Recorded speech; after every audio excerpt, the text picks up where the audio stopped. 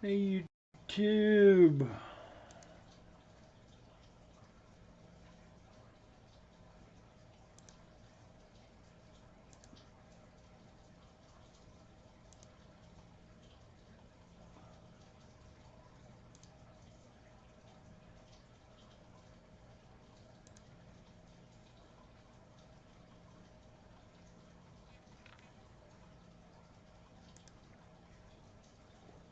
Testing 1, 2, 3.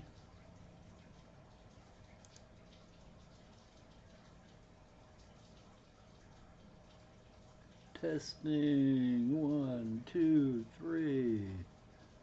Can I get a sound check? Hey Nisi, is the sound coming through all right? Test, test.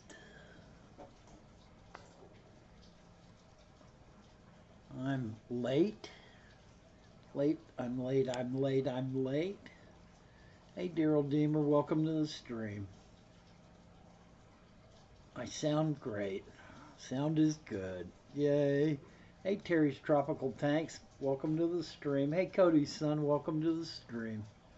I'm a day late and $1 short today. I just realized I was past time to start broadcasting, so I'm basically coming at you with no preconceived notions of what I'm going to talk about. So that means I'm dependent on you guys to get me rambling on a topic. Um, we had a lovely Thanksgiving here.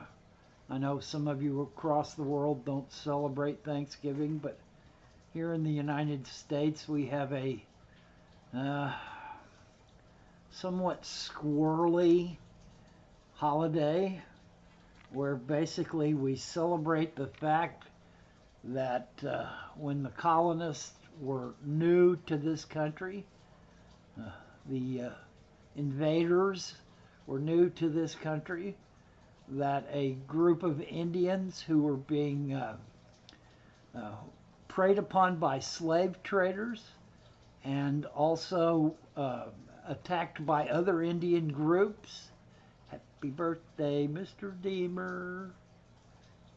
Hey, Daryl, happy birthday, man. Anyway, this one group of Indians decided to help these hapless colonists out and show them how to plant plants and put fish carcasses in the holes and showed them how to harvest food.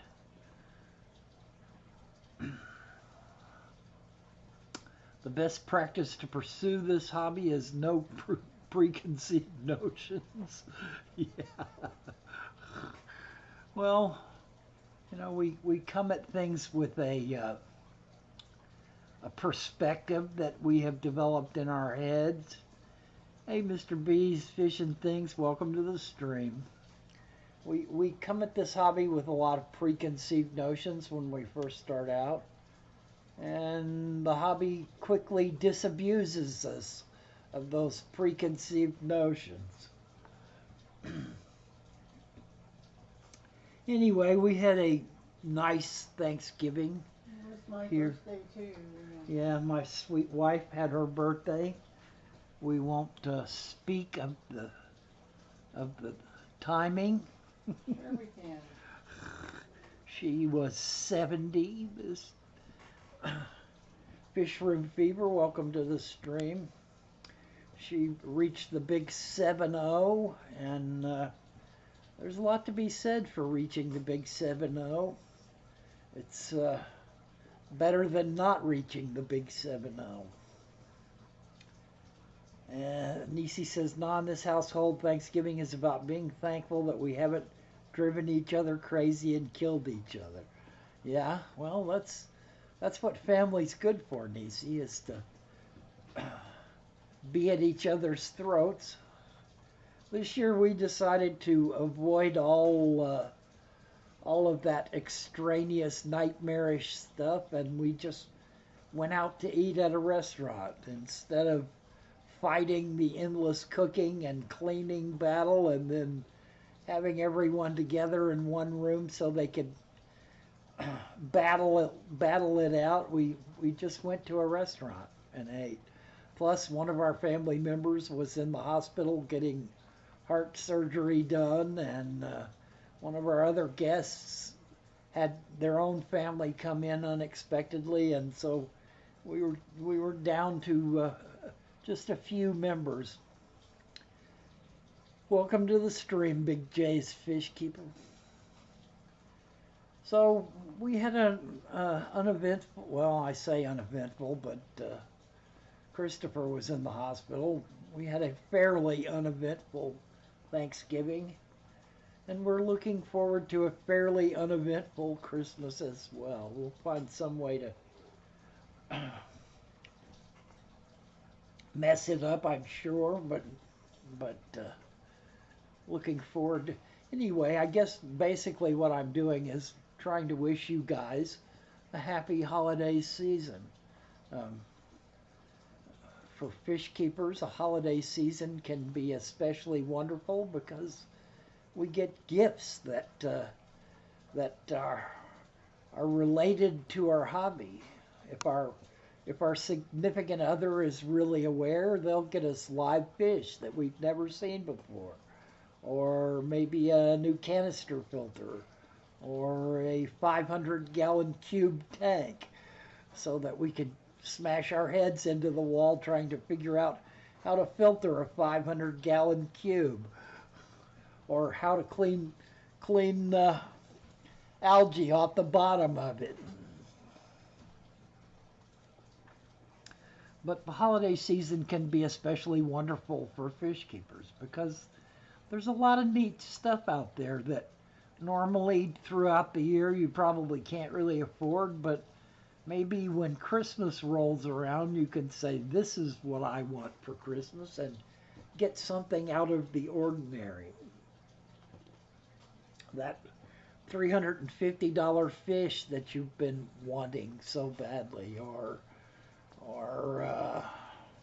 a bigger fish tank, or a new sump system, or something that's beyond your normal expense fish keeping stuff. Hey Joel, how's Joel doing? How's the world down south now? You guys ought to be headed fully into spring. You should be enjoying the nice weather, maybe some rain.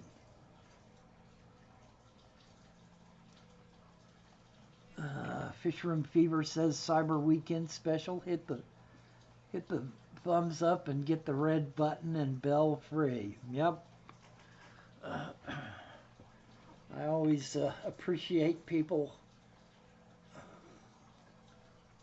that for reasons that are quite beyond me, choose to subscribe and thumbs up and hit the bell. Joel says it's hot. Well, Joel, I'll trade you some rainy and wet 40 degrees for your hot. And that's 40 degrees Fahrenheit as opposed to 40 degrees centigrade.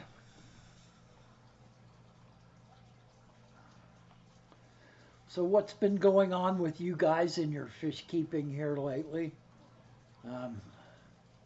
We did spring cleaning on our fish tanks for family to see our fish better. I'm of the type that I really prefer a lot of algae in my tanks because I know my fish can graze on it. Even the ones that are not plecos with mouths designed to eat algae, they will still eat some of the things that graze on the algae or live on the algae. So it takes someone needing to look into my tank for me to want to scrape the front of the tank off.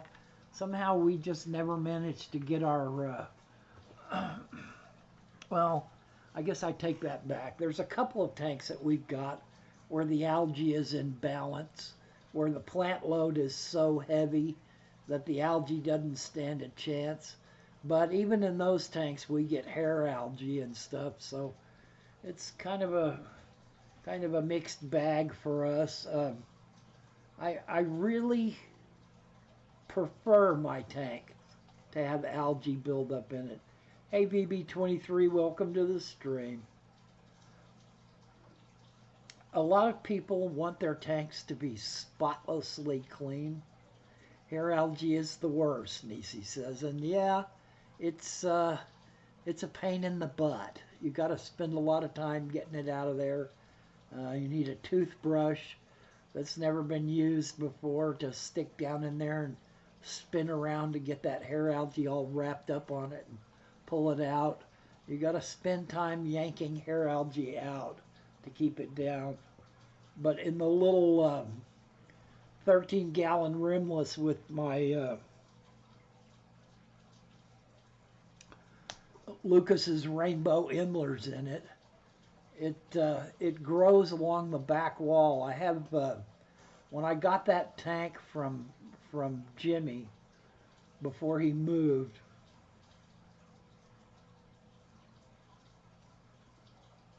I got 3 tanks from Jimmy.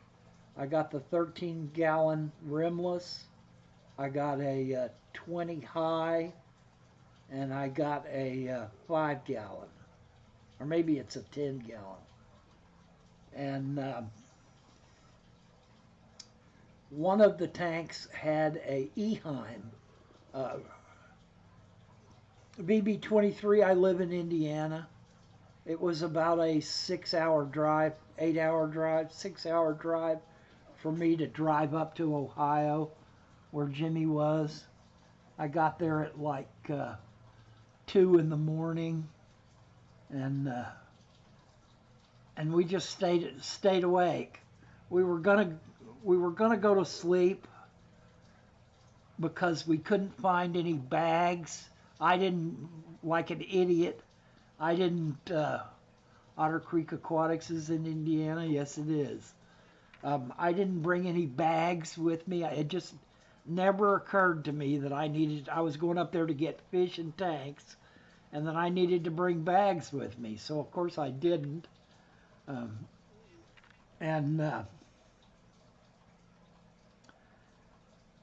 Jimmy didn't have any bags. And so we were just going to crash for a few hours till the stores opened, and we could go get some plastic bags from a fish store. But then Jimmy remembered that he might have bags.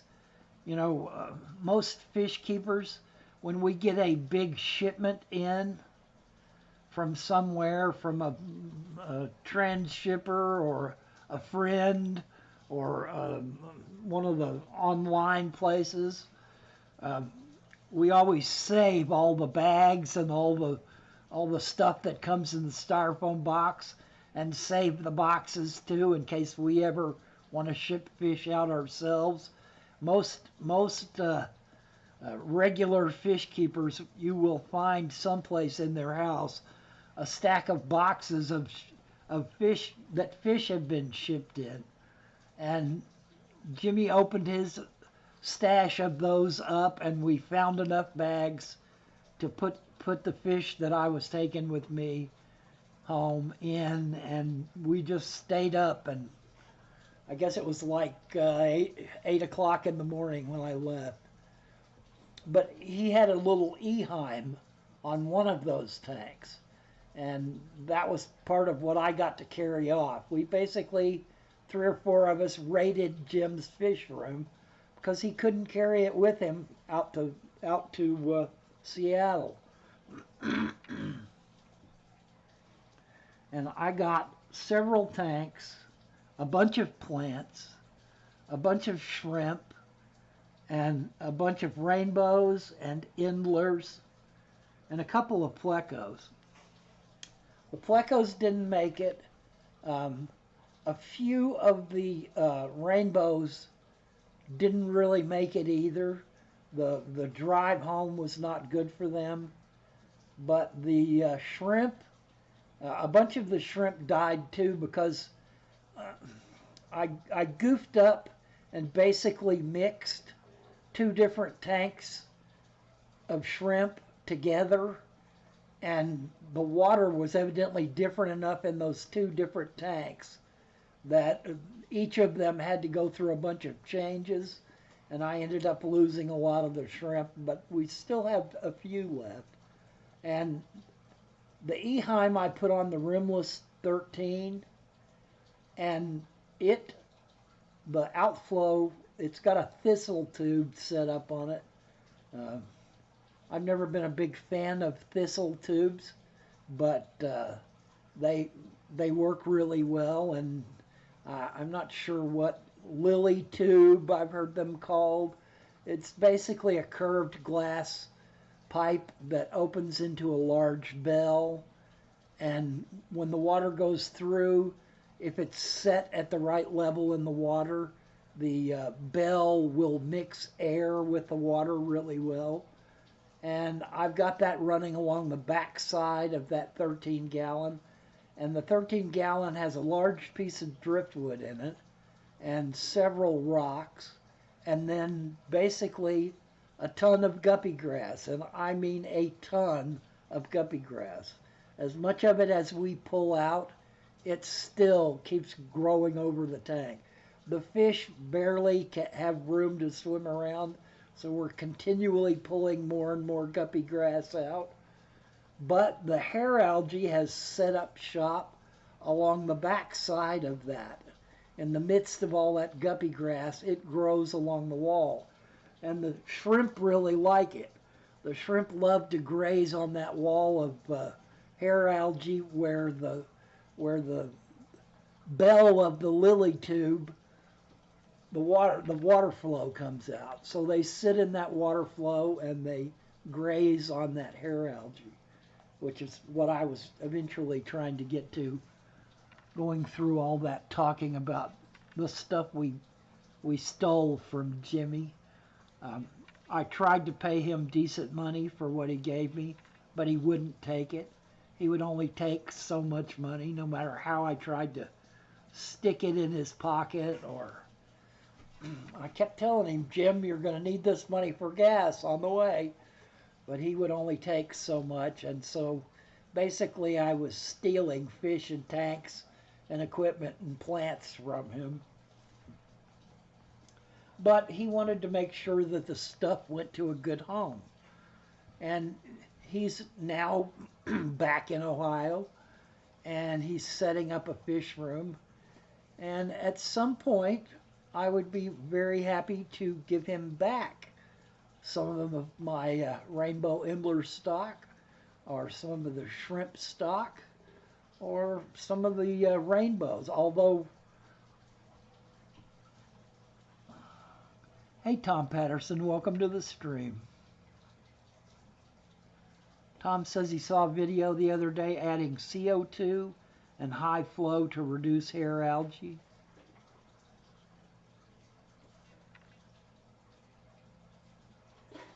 Vulcan? You've got a new kitten named Vulcan? That's an interesting name for a kitten. That's like Thor. And Joel says, good on him, fish should be sold cheap. This is true, Joel. Between fish keepers, fish should be sold cheap. And I mean, that's pretty generally true. You know, unless it's something that you've got a huge investment in, like you bring in some new pleco and take 4 years learning how to breed them, you know, in that case you're going to have to ask money. But most breeders have way more than they can sell, so they will give away or sell very cheaply to other hobbyists, so that the fish line can keep being. Other breeders in New Zealand and a swath of the fish keeping community hate me because I sell fish too cheap. but my goal is to get as many fish in as many living rooms as possible. And that's a very good goal, Joel. I'm sure that you're cutting other people's throats um, financially. People that want to make big money off of off of fish, fish that are hard to get, fish that are expensive because the shipping is so outrageous. I can understand them wanting to make bucks off of fish, but I can also understand your point of view that the hobby the hobby is only as strong as we make it, as we share with others our knowledge and our livestock. That's that's that's what makes the hobby strong, not not outrageous prices, and that will make people value things by paying an outrageous price on it. It won't be like uh, oh, long ago a company, the people that worked in the plant were were mad about the cost of Cokes, soda drinks in the machines.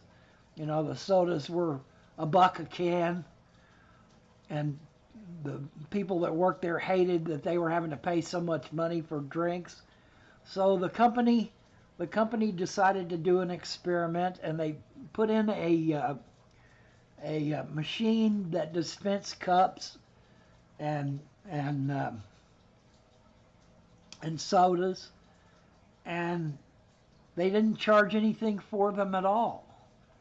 And the employees were drinking them, and they'd go and get one, and they'd take a sip out of it, and they'd set it on a table somewhere, and the tables were full of three-quarter full cups of soda that were going stale.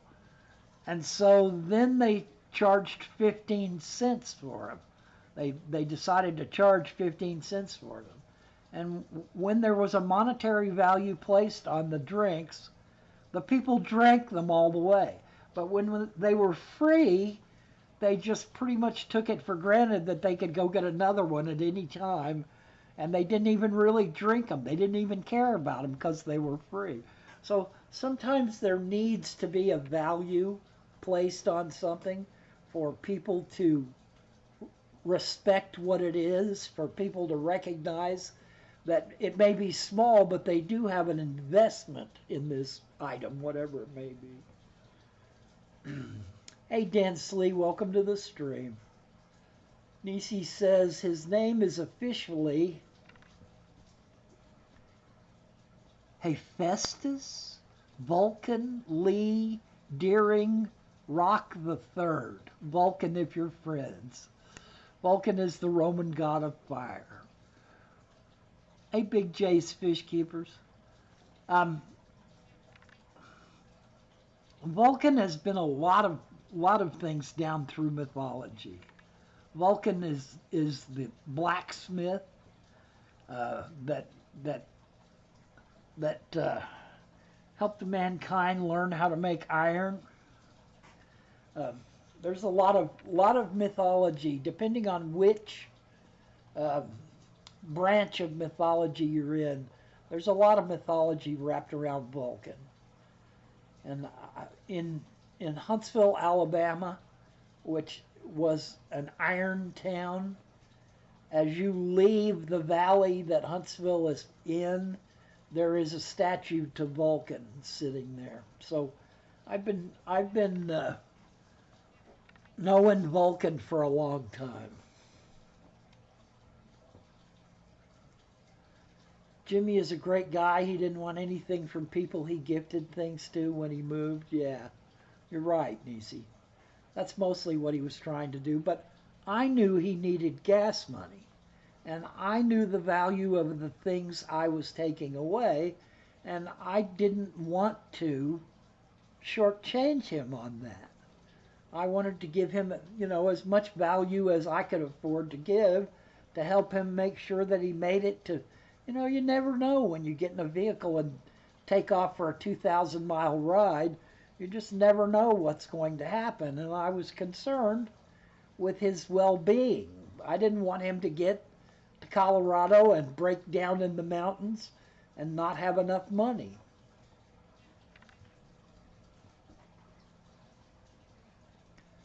Did I say it right, Nisi? Hephaestus? Hephaestus? That name, I don't recognize that name at all. I mean, I recognize that it's Greek or Phoenician or something like that, but I'm not sure I'm pronouncing it correctly. Sci-fi name. Hephaestus is a sci-fi name? I'm pretty up on my sci-fi and I don't recognize it. Hey Cody's son, welcome to the stream. We're pretty much talking about nothing today. I didn't forget that it was Saturday, but I had to make a run to the store and I got food and brought food home and we were eating and I basically forgot what time it was.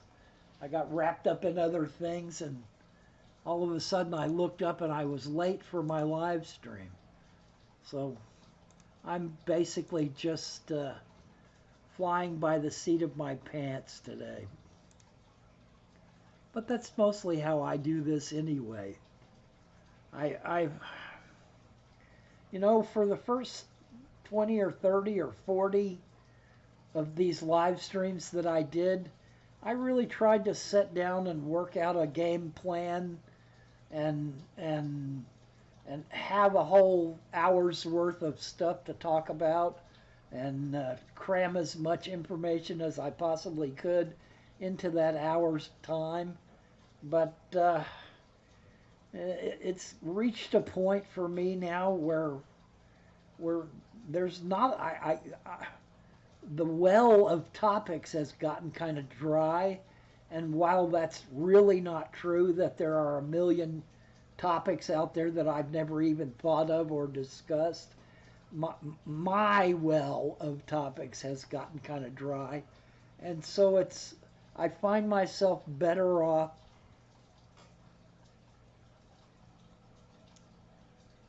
Hephaestus was Zeus's son, Greek god of fire. Hey Joseph, welcome to the stream, man. Are you in Amberville yet? that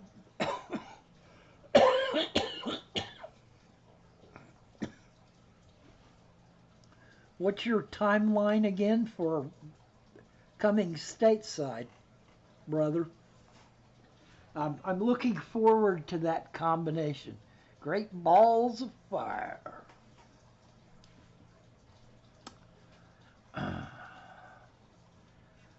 I'm looking forward to that combination of you and Amber on the internet. I think you guys might make some real fireworks. You'll have to do a Fish Fam News.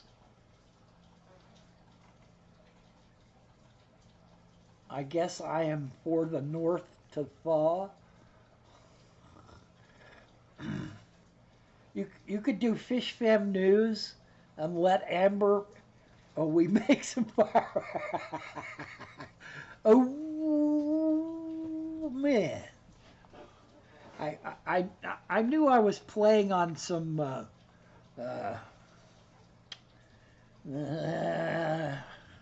double entendre there. But I mean fireworks on the internet, and not that kind of fireworks on the internet, because both your channels will get banned. I'm talking about the two of you together speaking on the internet. You'll have to do a Fish Fam News version about you moving in, and let Amber be the foil we can butt heads as much as we get along. Well, that's always you know Cat Stevens' song, Hard-Headed Woman. We love hard-headed women because they make us be our best. We are both opinionated fish keepers. Well, that'll you won't get bored. You can always argue fish keeping methodologies. You can have month-long heated debates about the value of RO water or how a TDS meter works, or no, not boring. Well, I just think it would be interesting to see a Fish Fam News that had two people on it. Not just one person, but two reporters. Amber can be the roving reporter, and you can be the news anchor. You guys can have a lot of fun with that. Or maybe I should say, we guys could have a lot of fun with that. It may not be fun for you at all. I like the idea. Okay. Well, you know I'm always trying to get you to go back to doing Fish Fam News. I think that you hit on something that was really timely and remarkable. Hey, Pam, welcome to the stream. Pam, I saw that you had your Thanksgiving stream going, and I'm sorry that I didn't make it. I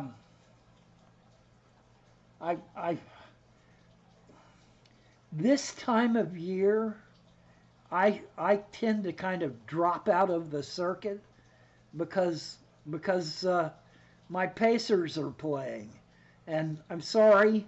I love you guys all very much, very muchly. I love you, but you don't rate over me watching the Pacers. I should be thankful I didn't make it. Well, I was watching the Pacers, and by the time that game was over, I was toast. Getting old is sucky because you just don't have the energy to do stuff anymore. You're just, yesterday we had company show up early in the morning, so we had to get up early to begin with, and then we ate turkey, and by noon both of us were ready to sleep. It was nap time.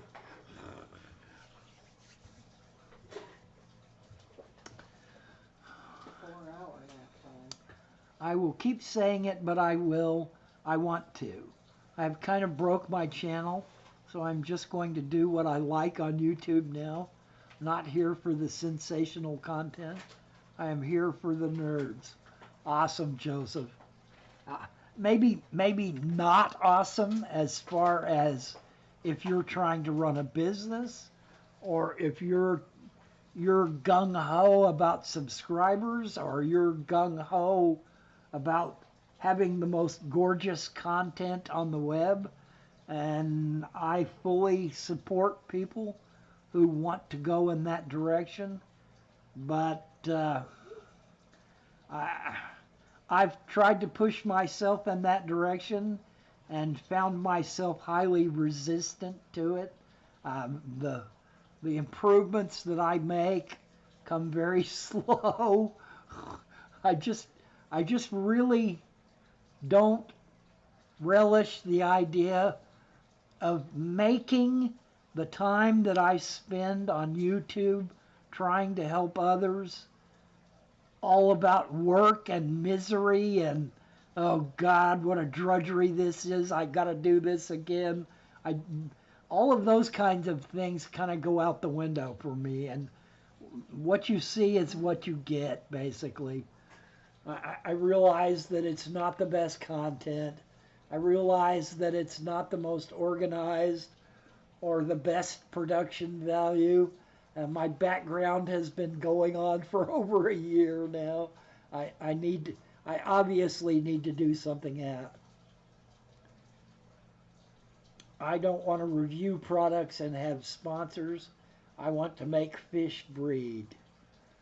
Well, Joseph, I'm gonna give you a clue about that.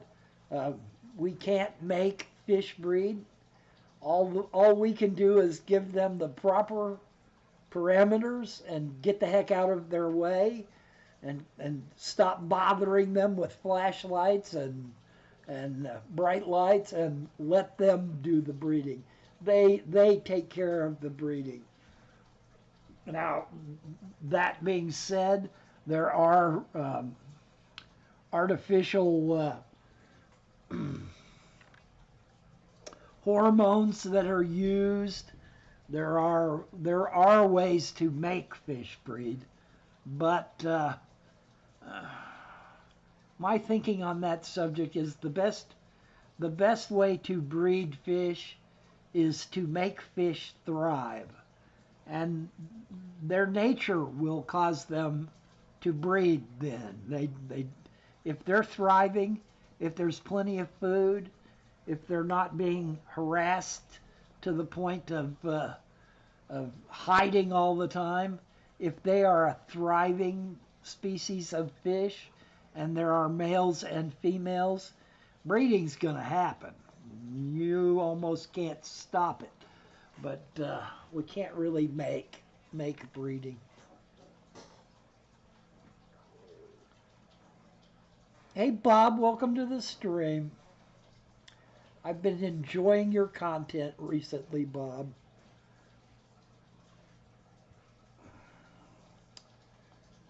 So we're over.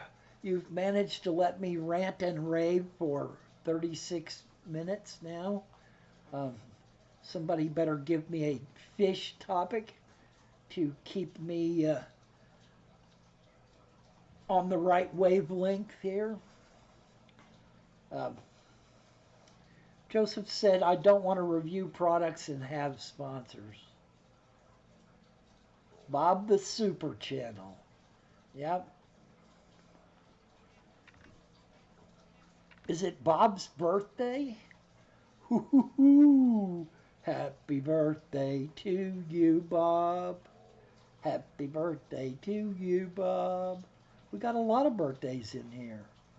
And my wife just had her birthday, and mine's right around the corner, too.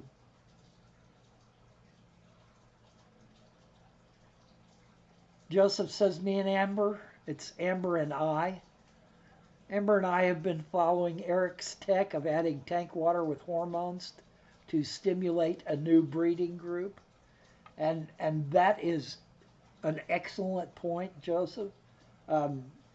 Corydoras are kind of hard to get to breed sometimes, even with the right parameters. Amber and I. It's me and Amber. um, what Eric has done, which is even, yes, the grammar Nazis got you. What Eric has done that is even more striking is that he has a whole rack of Corydoras that are on the same system, that the water literally flows from one tank to the other all the way through the entire system and then goes into a sump and gets pumped back out into the entire system after it's been filtered. Um, and that allows the hormones from, if one group starts breeding in the system, that allows those hormones to go throughout the entire system. And I have always been not interested in having the potential of one disease of infecting a bunch of tanks on the same system. I've always tried to avoid that. But for what Eric is doing, trying to get corridors to breed, that is a remarkable way to do it. And he needs to do some papers on that system because he is having excellent results. Eric is a phenomenal fish keeper and one we should all be studying, watching, following. And that's Eric Bodrock, the original all oddball. And I would highly recommend you guys follow him, catch him if he's a speaker. Tom says having trouble hatching angel eggs. Up to 3 days, no jugglers. Would high pH be a culprit? Problem hatching angel eggs. I've only bred angels and gotten wrigglers a couple of times, so this is not a subject that I am an expert on, but I wonder, Tom, what your temperature is in the tank, because temperature can have a large effect on how fast angels' eggs hatch. High pH probably could have an effect as well. Maybe somebody else is no jugglers, no wigglers. Yeah. 82 degrees. Well, 82 degrees is pretty high. So that's probably not the issue.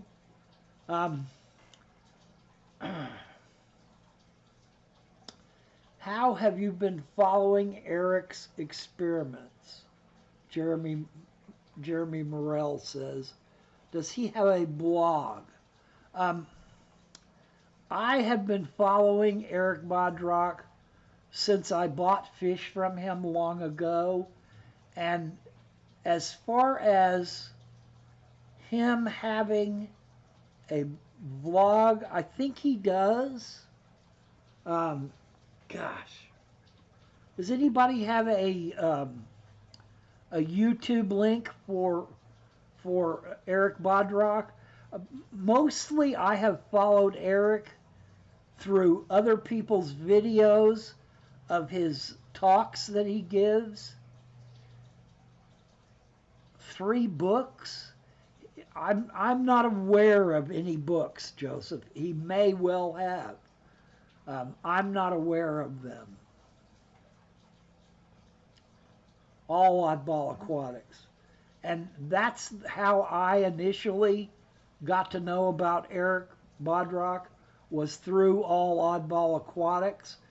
And if you look up All Oddball Aquatics now, if it has a physical address, if the store has a physical address, then you are dealing with the person that bought out Eric's store. I think it was like his 3rd store. All Oddball Aquatics fish store was like his 3rd actual physical location. And there's Nisi, the hostess with the mostess, giving you a link to something for Eric Bodrock. I originally got to know about Eric and know of Eric through his fish store. Wrong one, I'm rusty. We need to get that rust knocked off right now, Nisi. You've been having it too easy. Candy's been doing all the heavy lifting here lately. It's time to get you back into the swing of things. There we go. alloddballaquatics.com. Okay, so now I'm busy. All right. Thank you, Nisi. Eric does a phenomenal job. The first one was Haley's channel. Yeah, okay.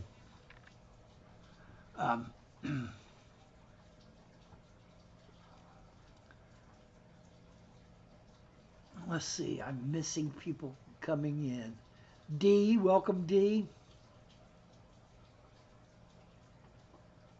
Um, Welcome Alien World Aquatics. Anyway, Eric is a phenomenal fish keeper. He went and did the Go Wild Peru about 4 months before we went and did it, and I called him because we were having trouble with getting enough people to go with us so that we could go, and I didn't realize that Eric had gone, and I called him and or I emailed him and I asked him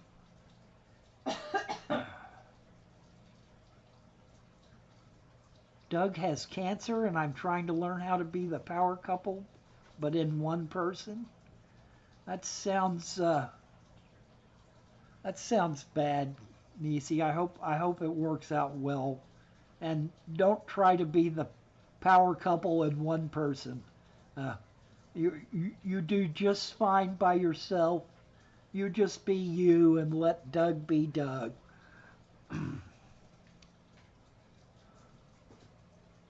Joseph is saying Eric brought back 4 boxes of fish that trip. Yeah, and theirs survived too. Um, but I called him and said, Eric, come with us to Peru. And he said, I just got back. So I said, no. It's not going to be Eric that goes with us.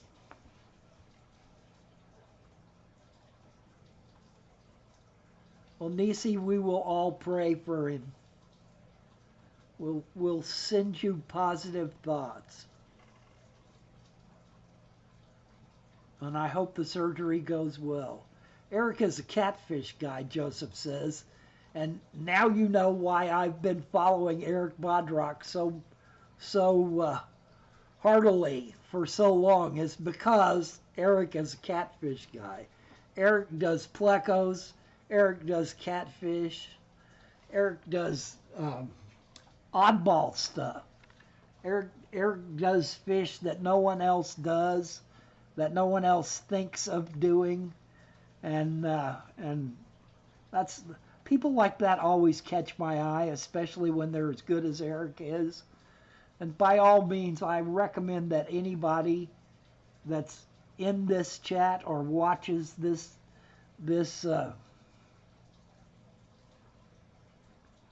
4 boxes of blue tetras. Oh, wow.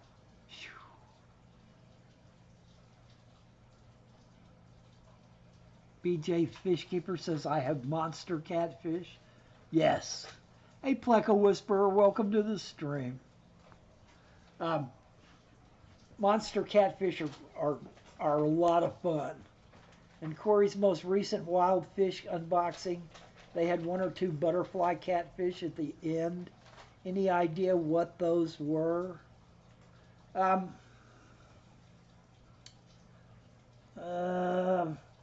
I think I watched that video, and I'm trying to remember seeing butterfly catfish. Is this the unboxing, or is this the when they were actually at the fish place in Iquitos? Well, we all know the butterfly catfish from the fish keeping hobby, but that's an African. So if there are butterfly catfish, it would have to be something winged. The pectoral fins would have to be like wings for it to be called a butterfly catfish.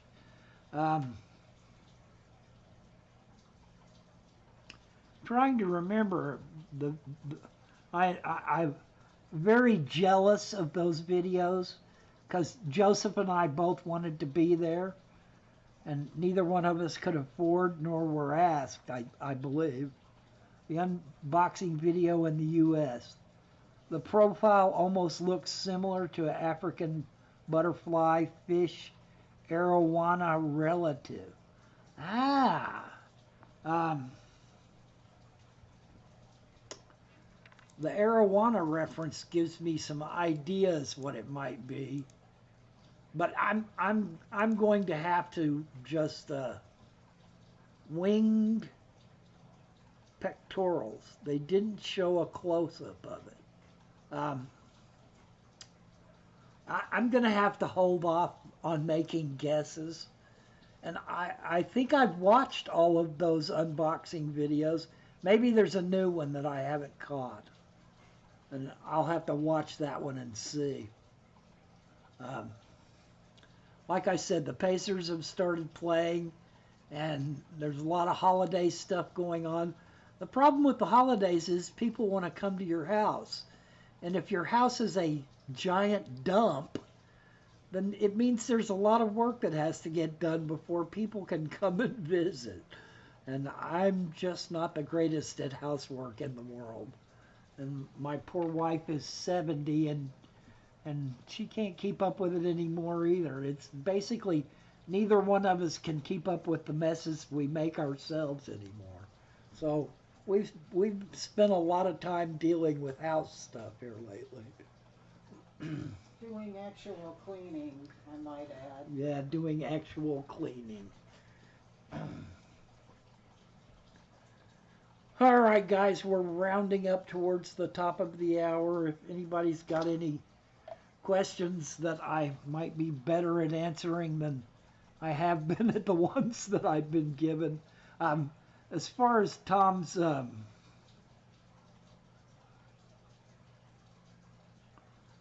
hornwort restraint screen, yeah.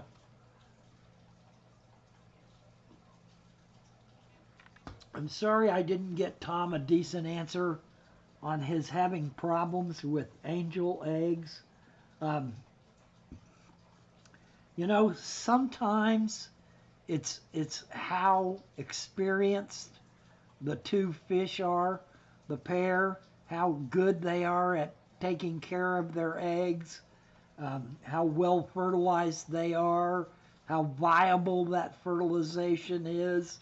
There can be a ton of things going on that's keeping your eggs from hatching or keeping your eggs from hatching when they probably should. Sometimes it's just a matter of waiting it out. Sometimes it's the eggs themselves have gotten some kind of uh, pathogen or fungus or something's going on with them. Sometimes they're not very viable. There's one suggestion I can make, and that is you might want to try a different number of hours of daylight in your tank. You would want to find out how many hours of daylight there are at this time in their native waters and try to match those hours of light and darkness in your tank, and that can sometimes trigger the hatching. Jeremy asked, do Amano shrimp eggs change color right before they hatch? Most eggs do change color. Some get a lot clearer, some get more opaque. I don't know. I've never personally had Amano shrimp. Um, I hope that you know that Amano shrimp can be laid in fresh water, but that they need salt water to survive. I think I'm right about that. I think Amanos are the ones that you can't get the fry to survive in fresh water. They actually need salt water to survive. Then Nisi says, ugh, house cleaning is the bane of my household. We have a dishwasher. I have pictures of my family leaving spoons near the sink next to the open dishwasher. And yeah, Nisi, that's part of what's happened to us. Our dishwasher finally gave up the ghost, and the dishes are almost dirtier when they come out of the dishwasher than they are when they go in. So we're waiting on our new dishwasher to arrive. and that's really messed up our play pretty. I'm bad about doing house cleaning, but having a dishwasher at least, I can make myself go in there and rinse dishes off and put them in a dishwasher, or at least put them in a dishwasher if I don't rinse them off well enough. So having that thing broken is it just adds to the clutter, because hand washing dishes is something I'm really not good at. You know, mostly men are not good at doing housework because they don't want to do it. And so if they're forced to do it, they do a really bad job of it so that no one ever asks them again to do housework. But I'm just really, I, I'm just not a houseworker of any sort. Jerry Morrell says the larvae need brackish to grow up. I'm concerned about a LO by Opsidae as the eggs turned opaque overnight. They're definitely spherical though, and I think this was one of the heavily buried ones. Okay, well, Elobiopsidae is green in my experience. If they get Elobiopsidae, um, Caridina or Neocaridinias, you will see a definite green on the shrimp themselves.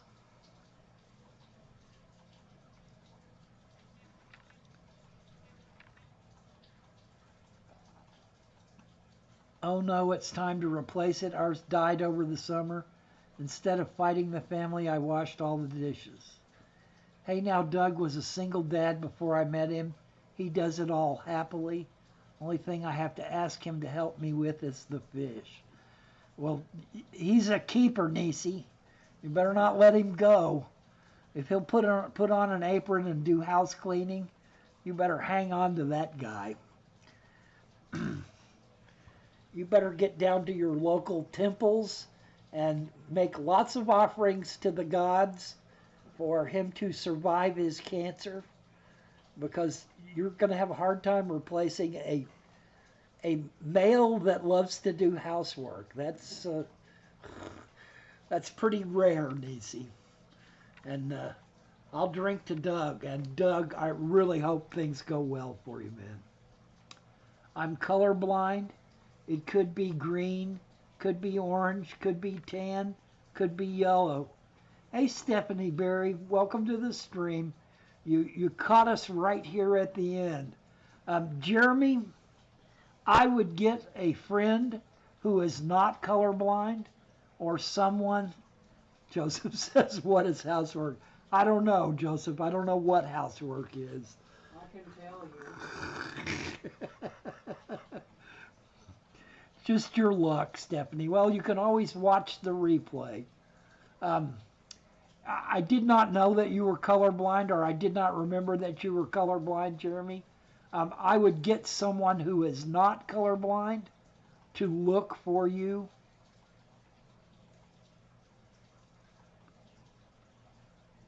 Nisi is recommending that you remove the deceased shrimp and watch the colony. She had a shrimp with Elobiopsidae. Thankfully, 2 years later, it hasn't spread.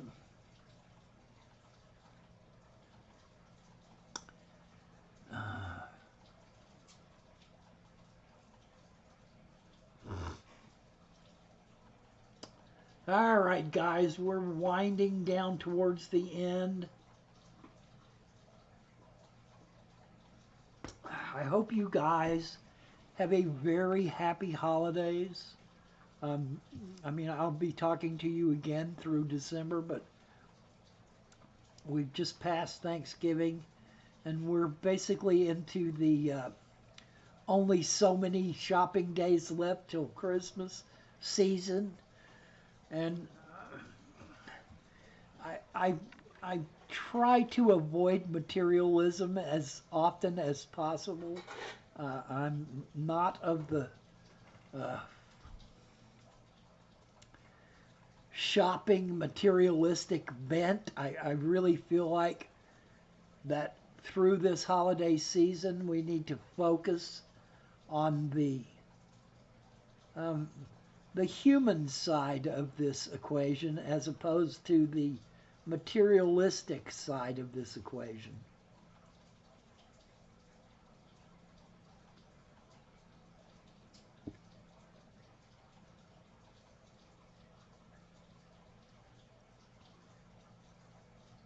Jeremy, I still say get somebody with complete color vision to check that shrimp out or to check all of them out to see if they see any green.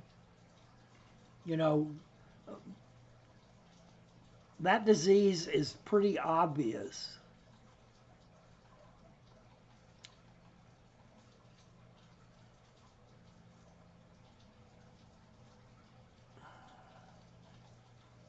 Well, Jeremy, I'm sorry you lost your blue paradise fish, and the female is starting to show the same symptoms. Man. That's terrible. Yeah, it's rough to watch fish get sick and sicker.